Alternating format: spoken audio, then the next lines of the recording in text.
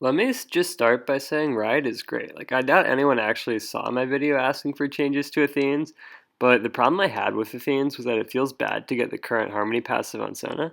So what I wanted was for it to just build out a Forbidden Idol instead of Chalice, but Riot really went above and beyond and invented a fantastic sounding new passive that converts your mana regen to AP instead of health regen, which sounds even better for Sona and probably other Athene's champs than what I had in mind, so Riot gets a big thumbs up from me on this one. And then the other notable change here is Redemption. I don't think they like people just randomly buying Redemption on champs that are supposed to be tanks. Like, oh, I'm playing a melee support. Well, let me just slap a Redemption onto my build anyways, even though my kit isn't really about healing people.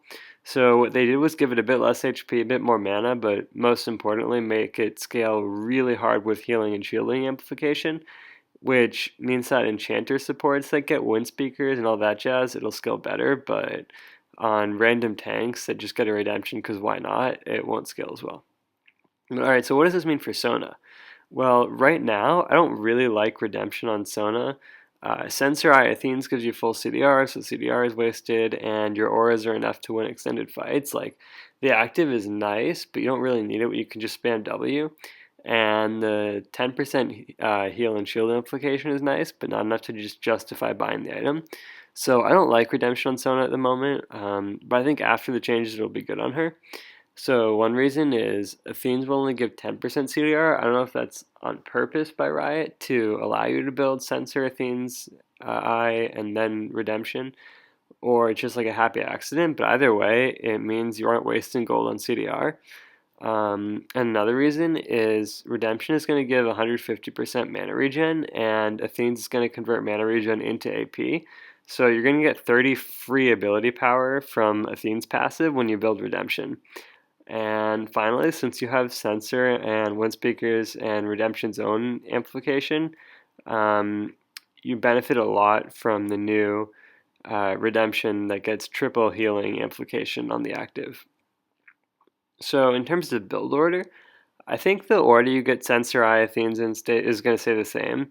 Like, I was just saying how the new Redemption sounds better largely because of how well it synergizes with the other stuff you get.